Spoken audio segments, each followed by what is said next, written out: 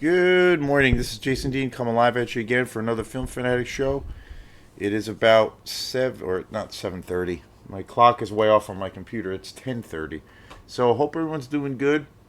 I I've been knee deep in watching the most recent stack of movies that I got. I went to Bull Moose on Wednesday of last week, a week ago today actually, and I got some killer titles, killer movies. There were a couple of movies that I had in mind that I wanted to get, but and I did a review on a couple of the films. I haven't uploaded them, but they'll be coming all at you pretty soon here. There was one movie I wanted to get that had been something I've been thinking about for a really long time, and that is Dread, which is a big live action adaptation of Judge Dredd, and it was written by Alex Garland, who is one of my favorite writers in the world of horror and science fiction, especially in science fiction. He wrote and directed Ex Machina, which is just an amazing film. I kind of think that movie's a masterpiece. And then also Annihilation with Natalie Portman, another one that is just such a mind trip. He's also a published author. He's written some books in the science fiction genre, and he also did a film called Men, which is a really trippy movie that I really want to see again. I've only seen it once. I really liked it. His movies have a lot of depth to them, so there's a lot of stuff to kind of sit through and to explore.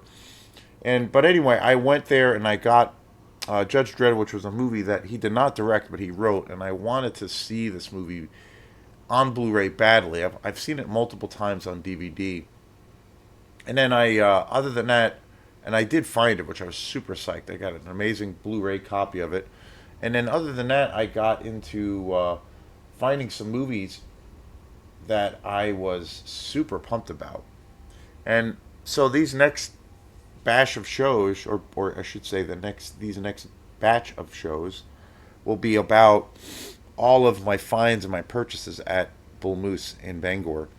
I think it right now it's my favorite Bull Moose around. They just have an amazing selection, especially when it comes to music. But I should say even more so with their films. You know, when it pertains to the world of sleazy exploitation grindhouse movies. Just amazing. So this one movie that I got, it was a film. I watched it last night for the first time, and I think I did see it. There were things about it that were very familiar, and I was definitely familiar with this movie. But I remember seeing it. I must have. There were aspects of the film where I kind of remembered it, and I was like, no, I know I saw this movie at some point, or you know, to some degree. But overall, it had, it was years and years. And again, watching it on Blu-ray and picking this up on Blu-ray was, and essentially, it was like watching it for the first time. And that is Blood for Dracula. Holy shit, this movie is a trip. It's it came out in 1974, and it was directed by Paul Morissey. He's kind of an infamous director. And again, I knew who he was, and I know who he is. He's still actually alive, and the kind of the wild tale of who he is as a director and just as a persona.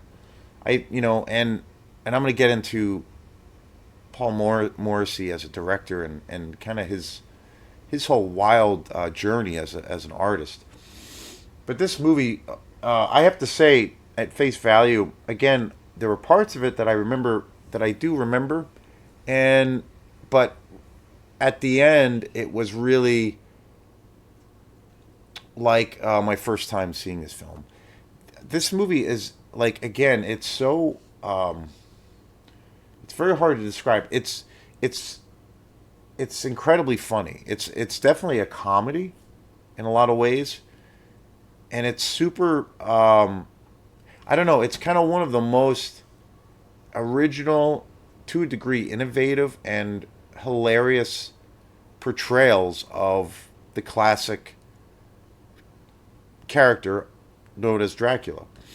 Of course, created by Bram Stoker.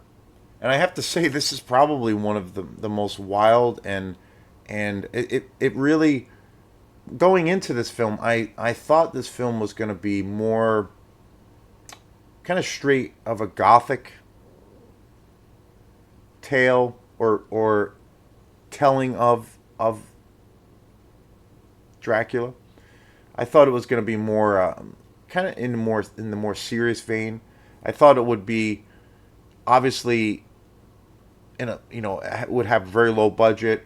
It would have a very grindhouse kind of aesthetic to it. But this movie is so like ridiculous and so goofy, and but I have to say it's one of the most original movies that I've seen. One of the most kind of interesting and just I don't know, wacky narratives or kind of explorations or takes on the classic characters Dracula. It's super hilarious, super funny. It's kind of messed up. There are some things in this film. Well, this movie is definitely very rapey. And I know for a lot of people, which I understand, a lot of the grindhouse movies have a very, very sleazy element to it. And this came out in '74. Again, my favorite decade ever in the '70s. And, the one of the big reputations that a lot of grindhouse exploitation movies have is the level of sleaze in a lot of these films, meaning that they either are they can either be considered like softcore porn or you know or actual porn. There are films. I think the definition of what qualifies as pornography is if a film shows actual penetration, and then at that point when that happens, then the film is kind of considered to be a pornography. Outside of that, it's a lot of the times it's labeled as softcore porn or like bad softcore porn you would see in your hotel room. And so that is definitely, it's a stereotype and an aspect in many, many, many exploitation movies. And again, I do love that aspect of it. I just think it gives it this, just dirty, sleazy vibe to it, and I don't know.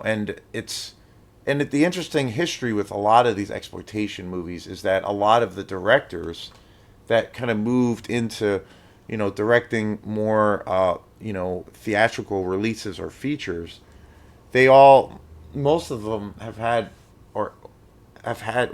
a background in the porn industry, and they would actually, hire actors and actresses that they had previously worked in these full-on pornography movies. They also would, those influences would carry over into a lot of these horror movies that they would direct, or science fiction movies. So they always had that quality. I mean, a lot of newer horror films, I would say, like they have like your they sometimes have your obligatory kind of romantic leads, or there's some kind of love.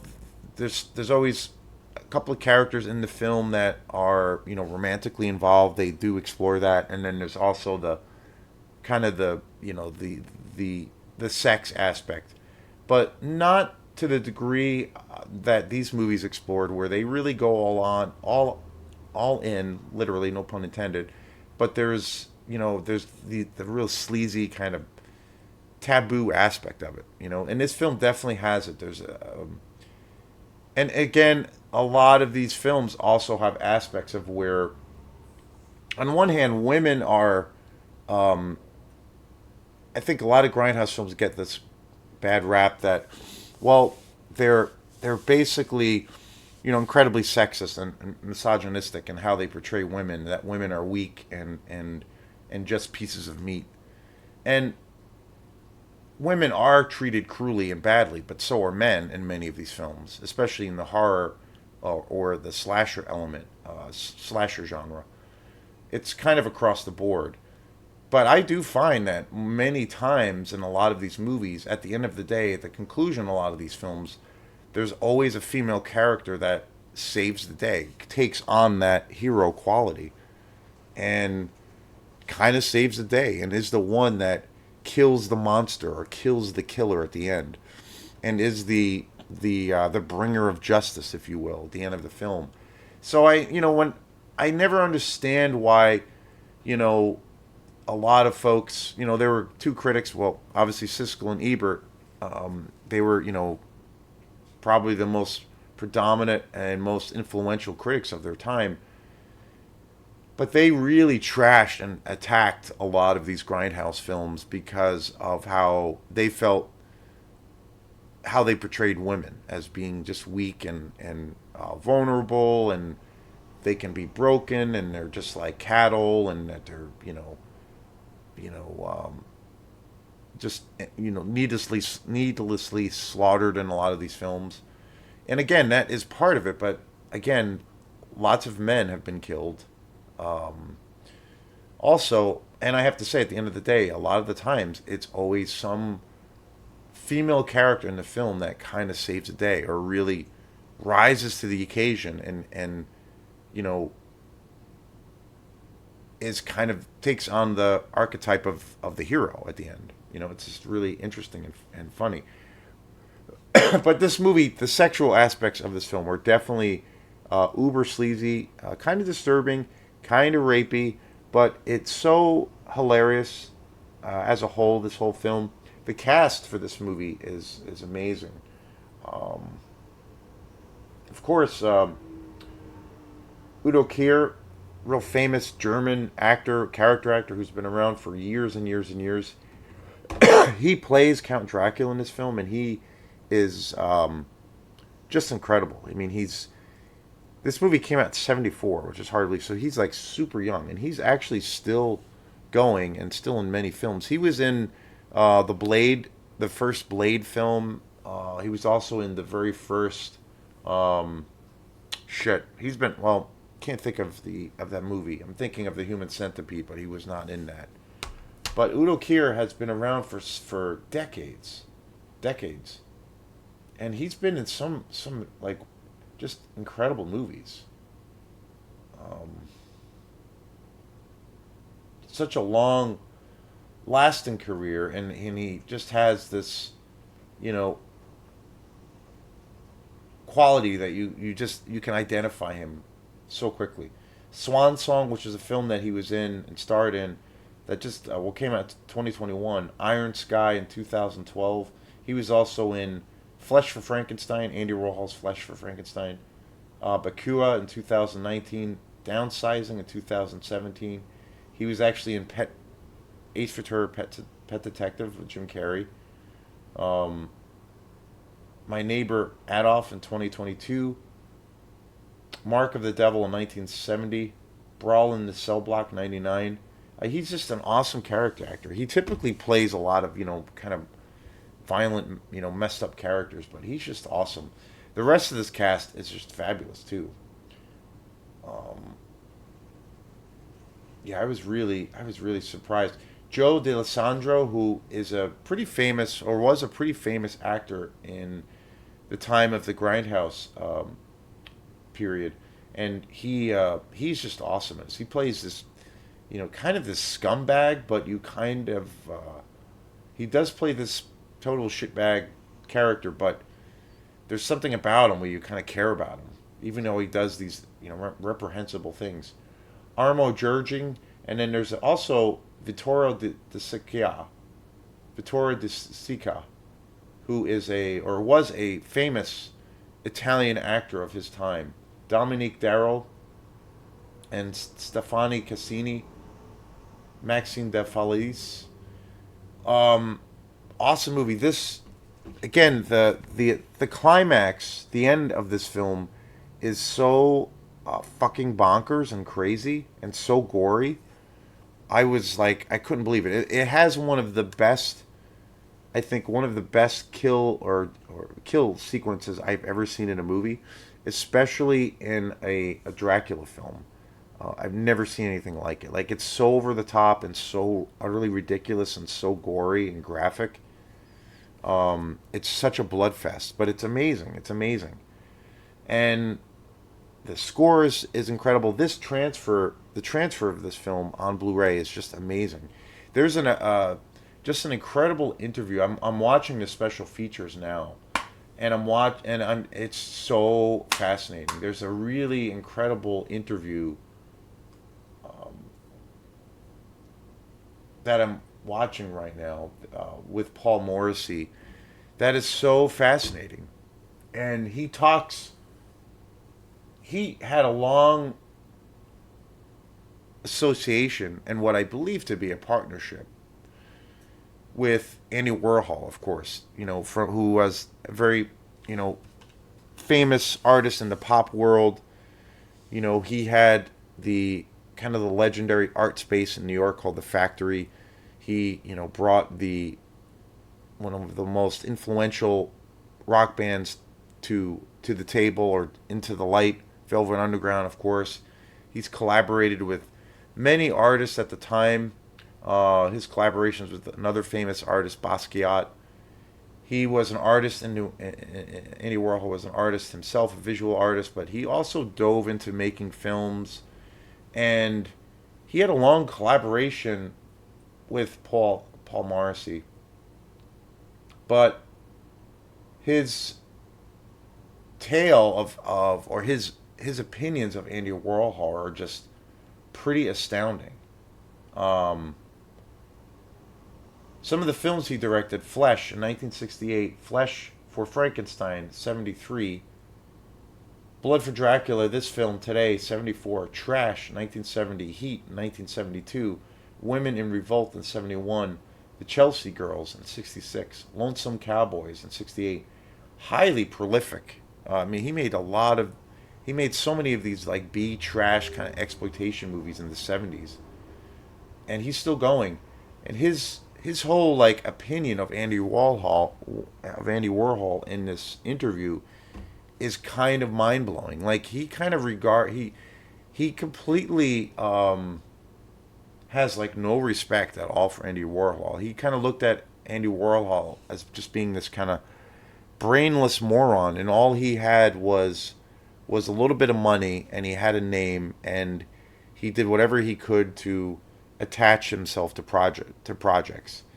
And that's what, Paul Morrissey talks about that extensively, of where every film that he directed, somehow Andy Warhol always attached his name to the film to get credit.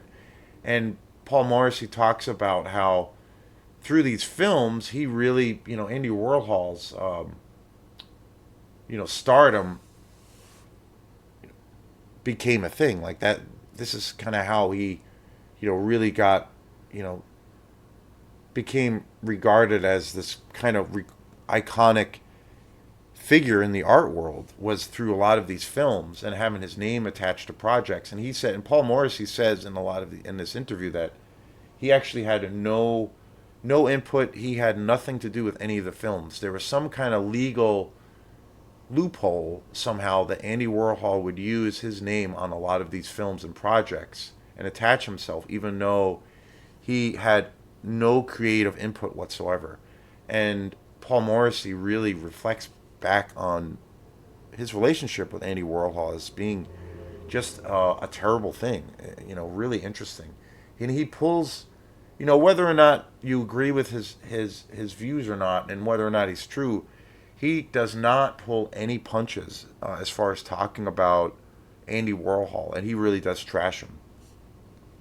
He paints Andy Warhol in this light that he was just kind of this brainless moron, and just was had a little bit of money, came into a little bit of a financial, had some financial, success, and was able to put himself in the limelight, but he said that he basically just attached himself to these projects where he had no actual input, and that kind of paved his career to where he became this iconic artist. Very interesting, very interesting. But he says nothing good about Andy Warhol, and these movies were very for what they were. I mean, they're definitely like these low budget, sleazy, trashy kind of movies, but I think they're great. My friend Charlie Hendrick, who I've talked about before, he was a big Andy Warhol fan and had a lot of these films. And I remember we used to watch these films quite a bit.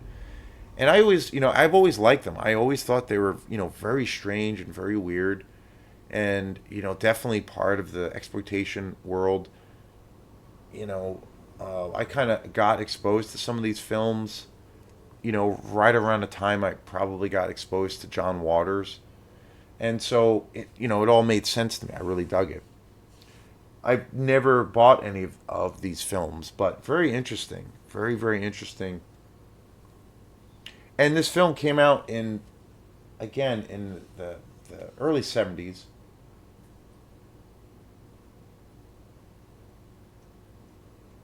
74 to be exact. And the other thing that's so interesting with Paul Morissey is, he talks about his total hatred and disdain for like the 60s culture.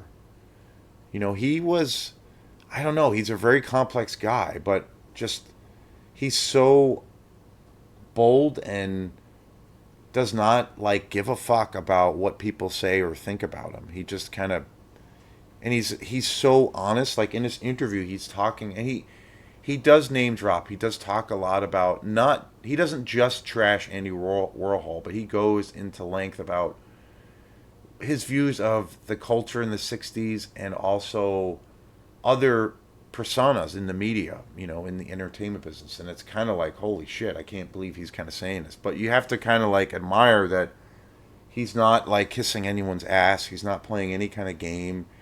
He has nothing to lose, nothing to prove. He's just being who he is. And, for what he is, I think he definitely, obviously, has left a serious mark in the kind of the art house exploitation world with all of these films. Getting back to the actual film, Blood for Dracula, like this film is actually, it's very low budget and it is incredibly trashy and it's kind of ridiculous, and yet it's, it's very gory. It satisfies that part of the horror element of exploitation, and it's incredibly funny. But this movie, I have to say, is like kind of brilliant. It's brilliantly directed. Like the camera work, the music, the cinematography. Like it's actually really really good. The other films of his that I've seen, Frankenstein and a few other things, I remember, and it's been years since I've seen them, but I remember those being even more, I don't know, kind of trashy and maybe less organized to a degree. But I still love those films, and I do want to get all of his films eventually. But it's really great. But Blood for Dracula, like from a direct, from a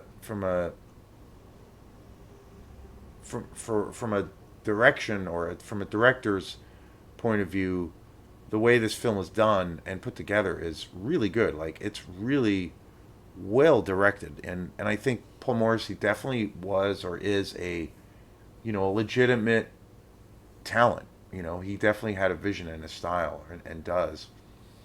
Um, but he was talking about in this interview. The interview is just amazing. I kind of want to watch it again. But he talks about, when he directed this film in '74, kind of coming out of the '60s and living through that, and then making films during that period in New York City and working with Andy Warhol. And he just totally trashes like '60s culture. He felt like, on one hand, the '60s is regarded as this period of social unrest, but then where all of these issues, social, sexual, um, domestic social issues, international issues, military issues, global issues. All of these things were, coming, were, all of these kind of confrontations were kind of boiling under the surface for so long. And the idea of, kind of what the American dream was, and the idea of this repression, and it all came to a boiling point in the '60s, and everything exploded. Racism being never really addressed in the U.S., probably being the two biggest things I would say were the obviously I would say two fronts. The first one in the '60s, the biggest issue would be racism, and then also uh, war or domestic policies. Vietnam was happening, and I think those two issues were the biggest. But there were so many other social issues going on at the time, but those two just exploded, obviously, and it came to a T, and it gave birth to this new movement as far as people were looking for all kinds of new alternatives, whether it was sexual or philosophical alternatives, religious alternatives, exploring all kinds of various drugs that were available, very counterculture, but it had a dark underbelly, and it had this time of, a sense, even though I don't think it really happened, but there was a sense of true revolution going on against the status quo. But Paul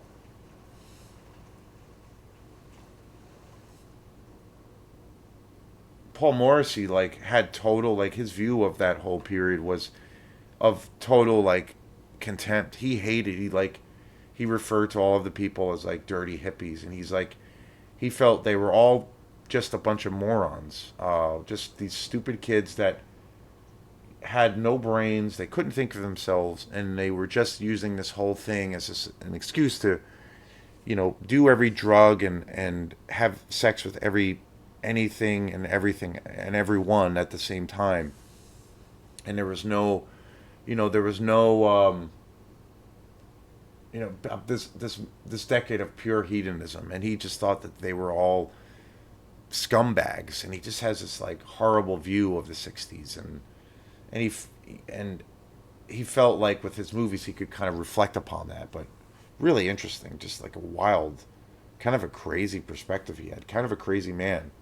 But that being said, this movie is amazing. I really, really recommend it. It's definitely, again, like I said, one of the most original and unique visions or versions of Dracula that I have ever seen, and it's bonkers. It's great. I'm super excited I bought this. There's tons of special features, and I'm working my way through them now. But amazing film. Blood for Dracula, 1974. Check this shit out. Thank you, and we will see you next time.